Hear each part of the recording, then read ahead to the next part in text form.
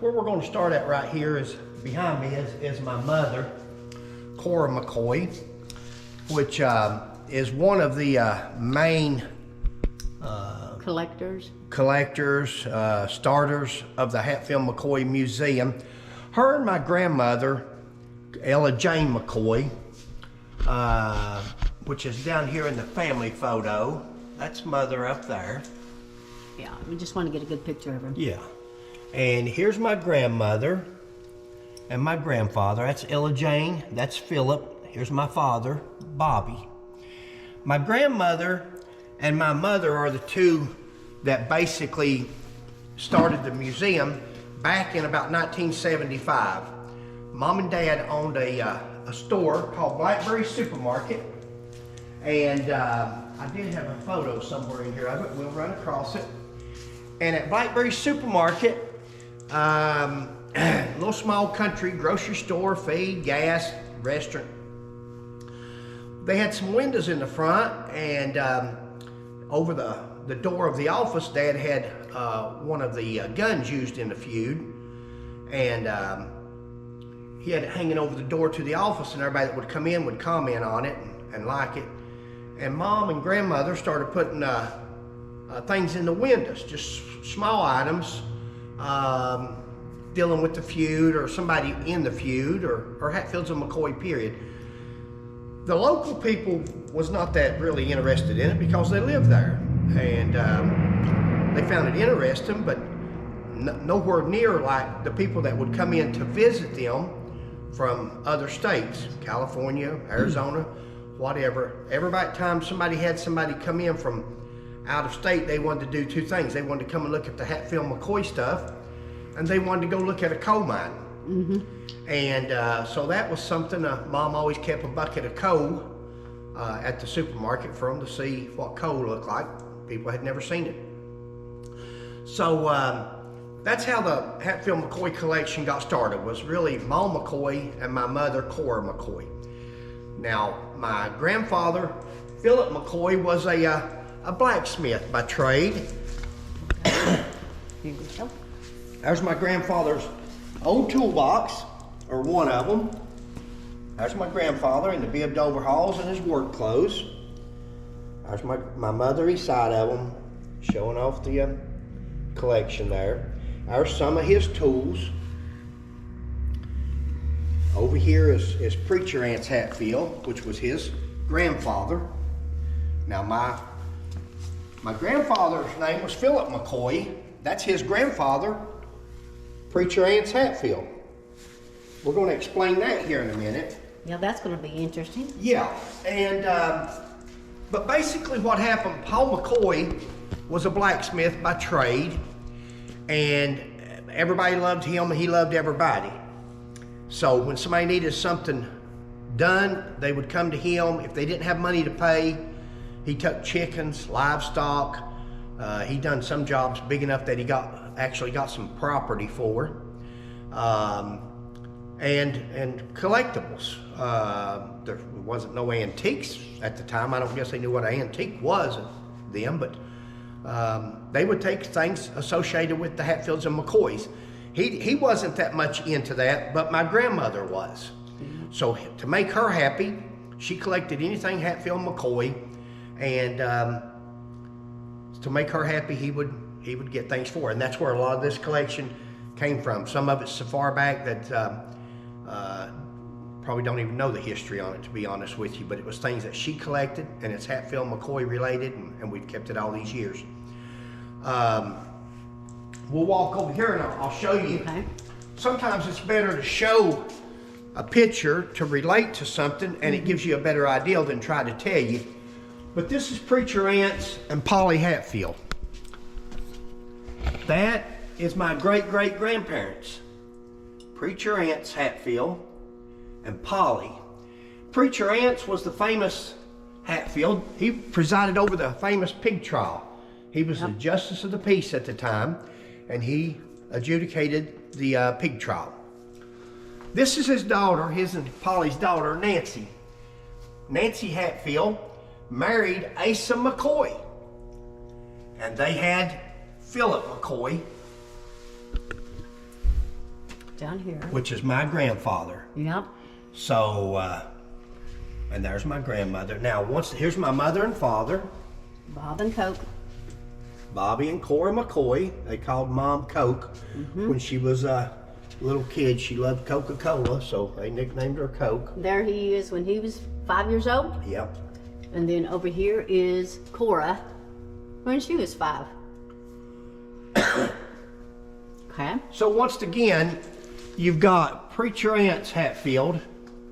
His daughter Nancy married Asa McCoy, the son of Uriah and Aunt Betty McCoy. And so those two right there are my great-grandparents. And then there's my grandparents. And then there's my mother and father. And that gives you a general idea of how I'm related to not only the McCoys. I have the McCoy surname, but I'm also half Hatfield, which gives us a good point here that I can make. Sheila and I have written several books over the years on the Hatfields and McCoys and researched it, and it gives me the right to talk about both parties. Some people says, are you as rough on the McCoys as you are the Hatfields and so forth? Yeah, we tell it on either side. We don't care. It was just that the West Virginia Hatfields was meaner than the Kentucky Hatfields or McCoys, and it brings up another good point. How much time are you on here? 6 minutes and something. Okay. Which brings up another good point is how the feud got started, and I covered in a different video, but let me touch base just in case you didn't see that one. And a lot of the news people of that time, and even now, they want you to think that it was a Hatfield and McCoy feud. It was more like West Virginia Hatfields and McCoys versus Kentucky Hatfields and McCoys. And ultimately it almost turned into a West Virginia versus Kentucky. And that's just the way history is. That's what happened. Through the years, they wanted to act like it was Hatfields hate McCoys and McCoys hate Hatfields. That's not so. The pig trial, the feud started over the Civil War. There you go. Don't be mistaken by stories you hear about moonshine, love affairs, pigs.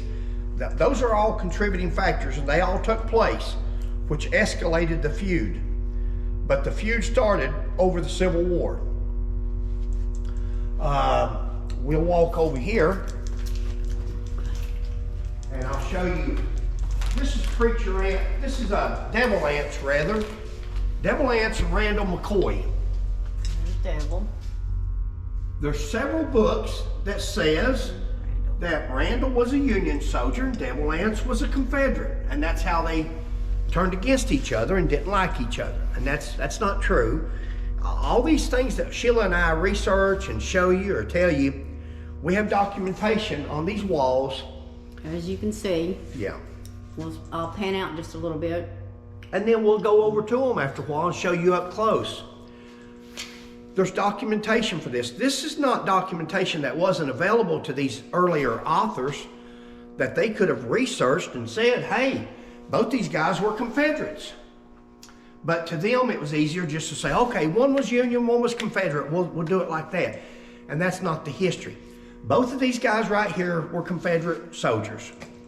Now, just like the history goes, it was brother against brother in the Civil War, and especially in Kentucky and West Virginia, or Virginia at the time, because they joined together and the line was almost down the middle. Mm-hmm.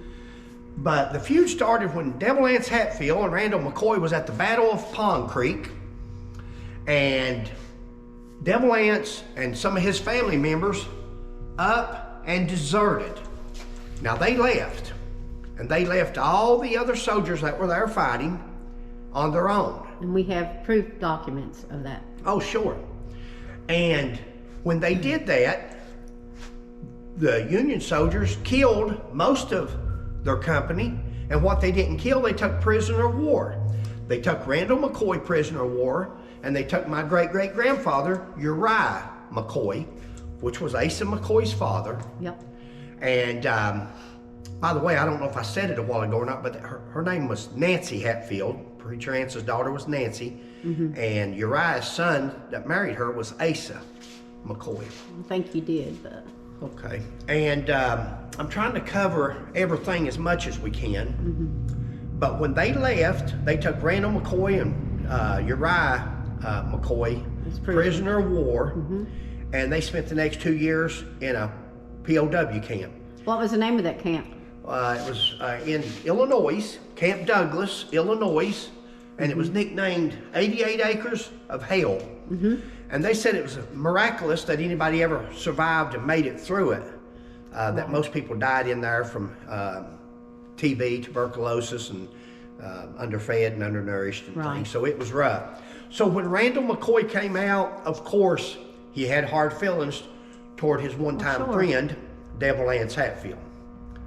Now, and that's what started the feud. That was 1861, and I'll show you some records after a while, we will, of when Devil Anse went in and when he deserted, and you'll see that he was barely there long enough to get a uniform. But going back to the feud, what started the feud? Well, that started the hard feelings when he deserted. Right. Randall McCoy didn't want nothing else to do with Devil Anse. After that, 1864, December of 1864, Randall McCoy's brother actually did fight for the Union, as did Preacher Anse Hatfield, my great-great-grandfather, the cousin to Devil Anse. He was a Union. So it was actually brother against brother, cousin against cousin. Well, sure. 1864, Asa Harmon McCoy got injured. He got shot, and they sent him home to heal. And when he come home, he had hard feelings with Devil Anse and Jim Vance and all of them because they were Confederate. And they knew that Asa didn't like them. And Asa was a pretty good fighter and supposedly had killed some of the higher-uppers in the Confederate part there over in Peter Creek. So they followed, they had this habit, the West Virginia Hatfields, of burning people's cabins down, stealing their livestock, take whatever they wanted. And Asa felt that his family was in danger if he stayed at home because Devil Anse and Jim Vance told him they was coming after him. Right. So he felt if he stayed at home in the cabin, they would burn his cabin down and harm his family. So he went up on the hill behind Blackberry Grade School there. His house was out back of where Blackberry Grade School is now. He went up on the hill there and hid back in a cave, an old coal bank. To protect his family. To protect his family and for him to mend. Right. His slave, Pete, of course, back in those days, they called him on the front end of it, what they had named him, and then they used the name Pete. So Devil Anse and Jim Vance and the West Virginia Wildcats had followed the footprints through the snow of his slave taking them breakfast, and they knew where he was located at. Right. So later on in the afternoon, when he come out of the cave to use the bathroom, he come out to take a leak, and he's standing out in front of the cave peeing. The Logan Wildcats were waiting. The Logan Wildcats were waiting across that little holler where we went to. Yeah. And they were on the other side of the holler, and they opened up on them, and they killed them. And that's what got the feud started. That was the first killing of the feud. Right. That blood thicker than water, that was Randall McCoy's brother, whether he was Union or Confederate. Now, I seen where Altina Waller wrote and said that, and several authors have wrote and said, well, Randall, Asa Harmon was he went to the other side, or he turncoat, or it wasn't a turncoat, he fought for what he believed in. He fought for the Union, Randall fought for the Confederacy. Exactly. Half the people back there didn't know what they was fighting for, they were just fighting. So you can't fault one for being a Confederate, one for being a Union. Funny thing is, Preacher Anse and Asa Harmon both fought for the Union. Asa Harmon had slaves, but he fought for the Union. Yeah. Devil Anse and Randall fought for the Confederacy, but had no slaves. So the Civil War was about a lot more, contrary to what everybody wants everybody to think it was about, just slavery. It was about much more than just slavery. slavery was involved. Sure, But there it was was. a lot of other debates and things that was going on. Contributed. So, okay. Alrighty.